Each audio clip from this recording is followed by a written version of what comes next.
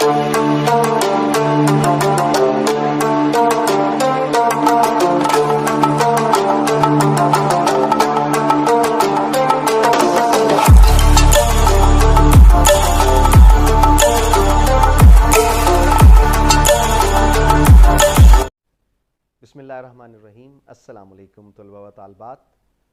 आपकी तरफ से बहुत ज़्यादा सवालात किए गए हैं, ख़ास तौर पर उन तलबा की तरफ से जो इस वक्त मुकाबले के इम्तिहान की तैयारी कर रहे हैं और मुकाबले के इम्तिहान को पास करने के बाद वो अपने इंटरव्यू की तरफ जा रहे हैं। इंटरव्यू को बहुत से तलबा व तालबात बहुत मुश्किल समझते हैं। एक लिहाज से ये मुश्किल है भी, क्योंकि इंटरव्यू को कहा जाता है कि मुकाबले के इम्तिहान में इंटरव्यू एक गेम चेंजर है। मैं तफसील बताता चलूँ। जब आप इम्तिहान दे के आते हैं और उसमें पास हो जाते हैं, तो आपने अगर 100 में से 60 नंबर लिए हैं, तो जब आपका मेरिट बनता है तो उस वक्त वो 60 नंबर 2 से तकसीम कर दिए जाते हैं, यानी आधे कर दिए जाते हैं। अगर आपने 60 नंबर हासिल किए हैं तो अब वो उन नंबर्स का 30 नंबर्स मिलेंगे आपको।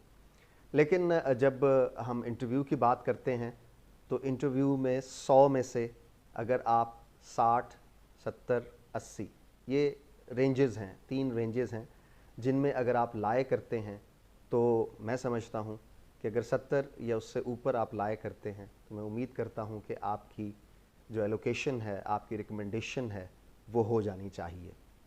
मुकाबले के इम्तिहान में इंटरव्यू को जो समझा जाता है वो ये समझा जाता है कि शायद ये हमारी ज़हानत का इम्तिहान है। ऐसा कतई नहीं है।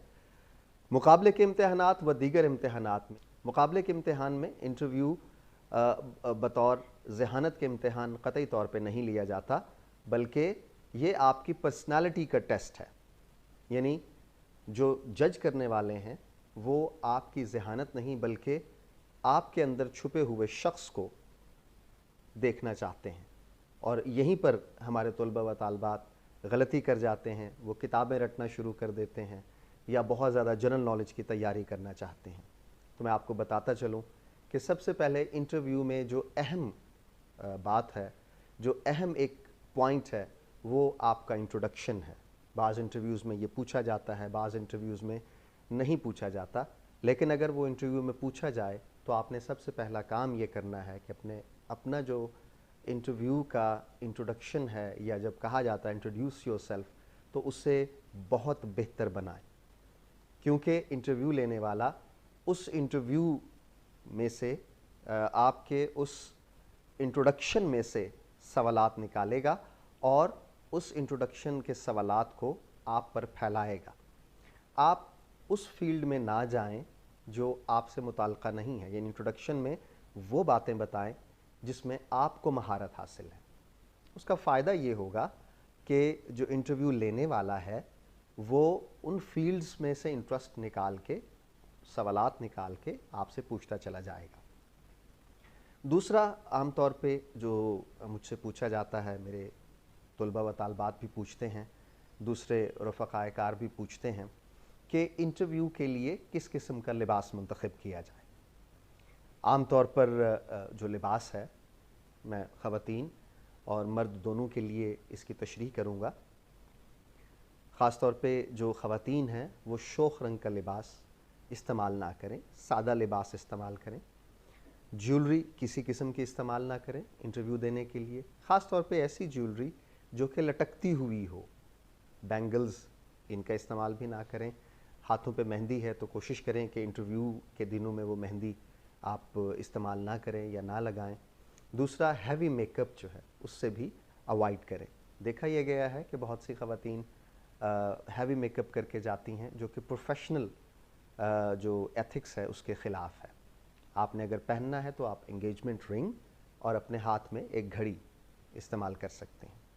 दूसरा, आप बड़ा सादा और ढीला ढाला लिबास पहने, चुस्त लिबास का इस्तेमाल ना करें।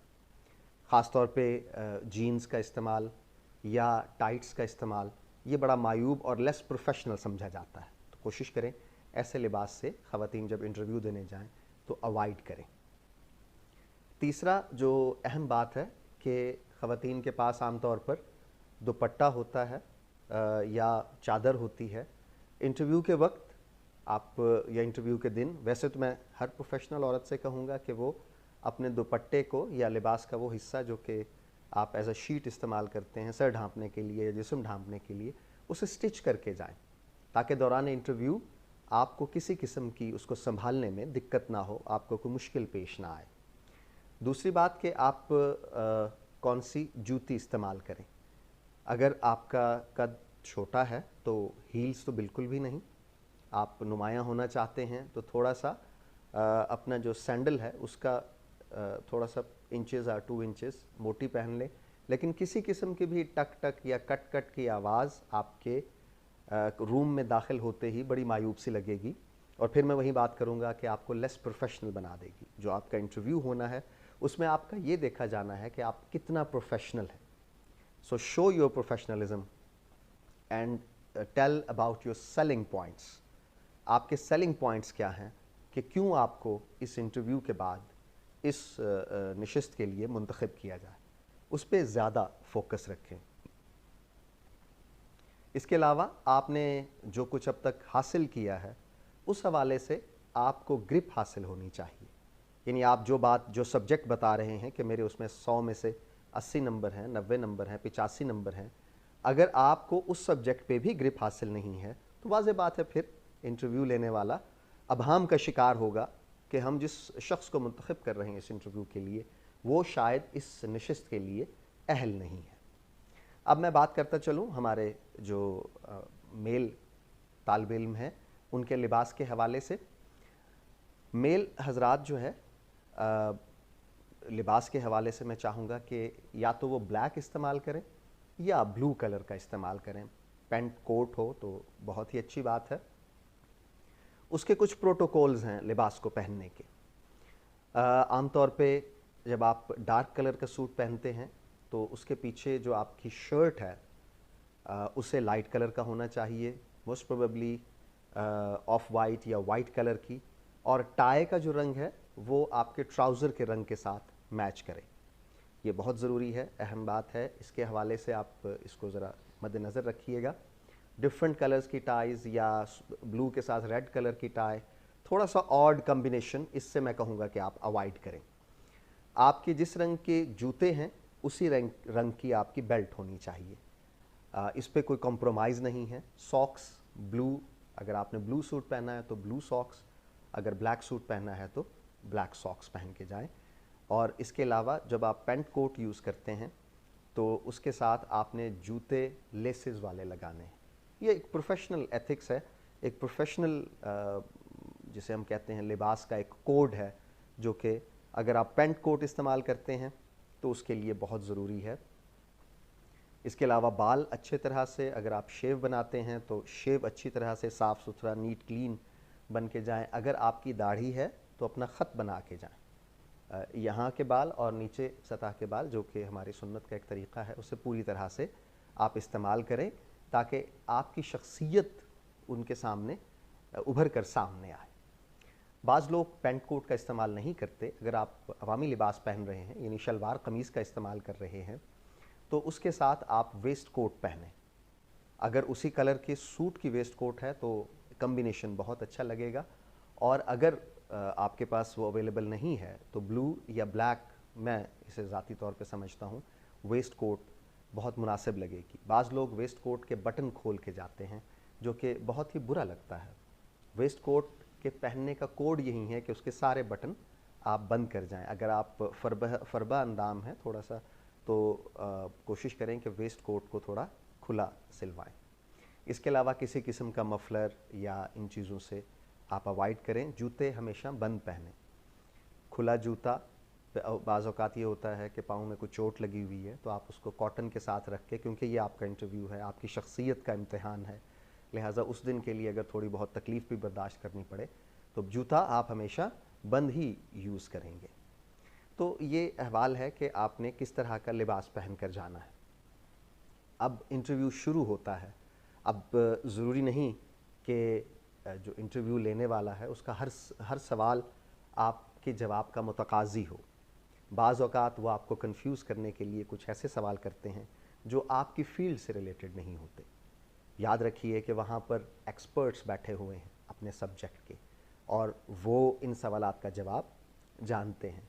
मैंने ये बड़ा एक ट्रेंड देखा है हमारे नौजवानों में कि मैंने भी इंटरव्यूज़ लेता हूँ और देखता हूँ कि उन्हें अगर किसी सवाल का जवाब नहीं आता तो वो गलत बताना शुरू कर देते हैं। इससे वाज़ेह बात है आपकी पर्सनालिटी का एक नेगेटिव इम्पैक्ट जा रहा है, जो मैं कतई नहीं चाहूँगा कि एक इंटरव्यू देने वाला मेरे सामने किसी सवाल का गलत जवाब दे। ऐसे किसी जवाब को पास ऑन करना या ये कहना कि I am sorry, I don't know, या I haven't read about this, या this is not my field of interest. मैं आपको पहले भी कह चुका हूँ कि जब आप अपना इंट्रोडक्शन दे रहे हैं तो दरअसल इंट्रोडक्शन देने का मकसद ही यही है कि आप उन्हें अपने एरिया में लेके आ रहे हैं, अपने फील्ड ऑफ इंटरेस्ट बता रहे हैं कि आप मुझसे इस इंटरेस्ट के बारे में सवाल कर सकते हैं। तो उसके बाद जो आमतौर पे गलती होती है हमारे इंटरव्यू देने वालों से, वो बहुत उजलत में होते हैं, या एक सवाल का जवाब नहीं आया तो उनकी आंखें और उनका चेहरा बयान कर रहा होता है मायूसी को।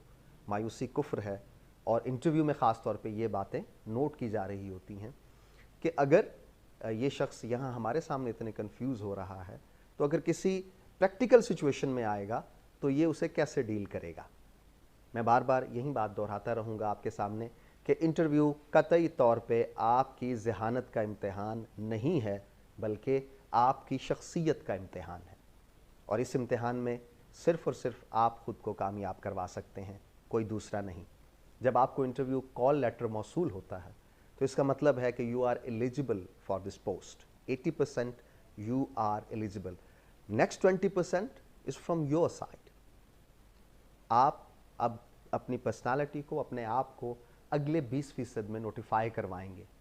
80% आपके चांसेस आपकी एलिजिबिलिटी के बन चुके हैं, बाकी सिर्फ 20% यानी 2 कदम जो आपने अपनी शख्सियत, अपनी हाजिर दिमागी और अपने विट से, अपनी बज़ल्ला संजी से हासिल करने हैं। और ये कोई बहुत बड़ा काम नहीं है, मुश्किल काम नहीं है, जुए शीर लाने के बराबर नहीं है। थोड़ी सी अच्छी तैयारी, थोड़ा सा अपने नॉलेज को, अपनी इंफॉर्मेशन को डेवलप करने के बाद आप बाखूबी किसी भी इंटरव्यू में निकल सकते हैं। मैं दुआ करता हूँ कि इंशाअल्लाह आप अपने इंटरव्यूज़ में, अपने फ्यूचर में कामयाब व कामरान रहें। और इसी तरह से अगर एक इंटरव्यू में आप से कुछ गलती भी हो गई है तो उसे एज अ लर्निंग लें। पहले तो मैं दुआ गो हूँ कि आपका हर इंटरव्यू आपके लिए कामयाब साबित हो, लेकिन अगर ऐसा हो जाता है तो दिल छोटा करने की ज़रूरत नहीं है। अगले इंटरव्यू की तैयारी करें और बेहतर अंदाज में करें, और इंशाअल्लाह try and try again and success will be yours. आपका बहुत शुक्रिया इस तमाम वीडियो को सुनने का, और मैं उम्मीद करता हूँ कि अब आप बेहतर इंटरव्यू देने के काबिल हो जाएंगे। इंशाअल्लाह अगली वीडियो में नई इन्फॉर्मेशन के साथ आपसे मुलाकात होगी। तब तक डॉक्टर आसिफ नदीम को इजाज़त। अल्लाह आपका हामी व नासिर।